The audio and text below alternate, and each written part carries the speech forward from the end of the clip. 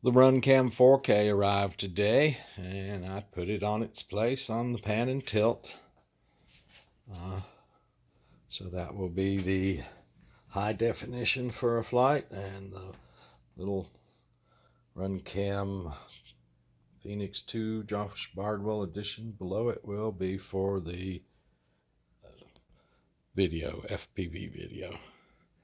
I did finish the first pass, the deep pass on software tuning. I'm trying to prepare that video now. But the Skyhunter is pretty much finished. I bet there's still a few things to do before I can fly it, but it is really like 90% finished. With the Skyhunter configured like this, I get a pretty good all-up weight, and the battery is well secured. The straps did slide underneath the wood like I planned, and the Velcro is in a good position to really, that's that industrial strength Velcro too. Who knows, it might work without these straps, but that's what I had planned, and that did work out pretty well there. Let me put up a picture of the all-up weight. Everything, including the new 4K camera, has an all-up weight of 2,569 grams. And the suggested all-up weight on this that I can find, and I've found this multiple places, is 3,000 to 3,500 grams. That battery weighs 586 grams. If we add another battery to this, I think it should hold it, and that would bring it up to 3,155 grams, 155 over the low all-up weight I've found for 11,600 milliamp hours. It weighs 5 pounds, 10.6 ounces.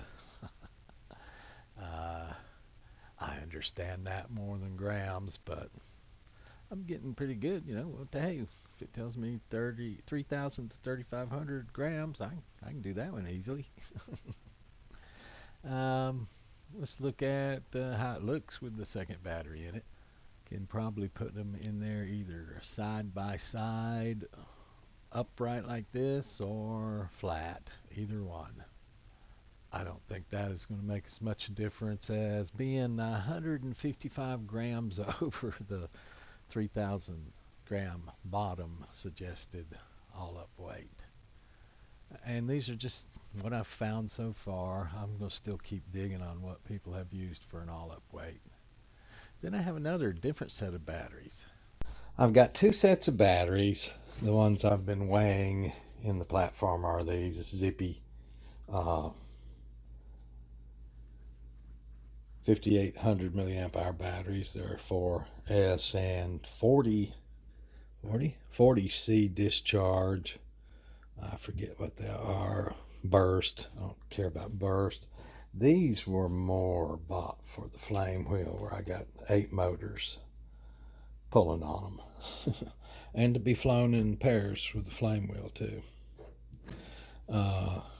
These were bought for the flame wheel, but also in consideration of a long flight airplane, because these are only 25C. You don't need to deliver that many amps to an airplane with a single motor,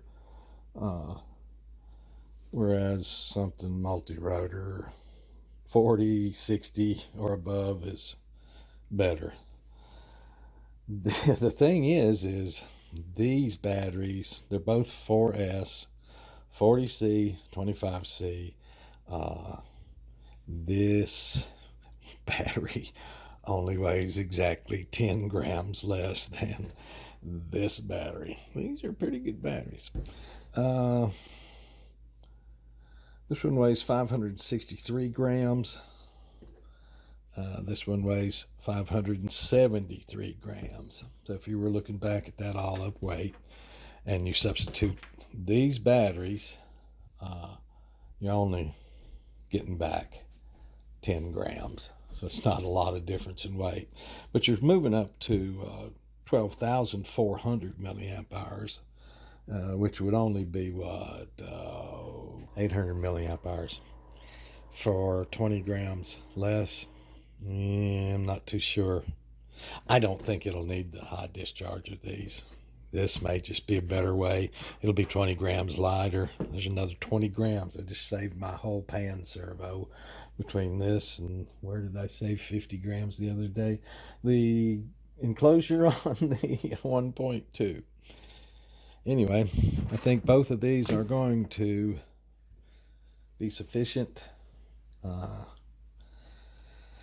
And I think I'm going to be able to run a pair of them. I'm going to be able to do 11,600 or 12,400 milliamp hours. I have no idea. And still be 350 grams under the max all up weight that I have found of 3,500 grams, somewhere around in there. There's still going to be some fudging around. There's still some little things to be added and subtracted and broken off. So it's just an estimate. Have a good one.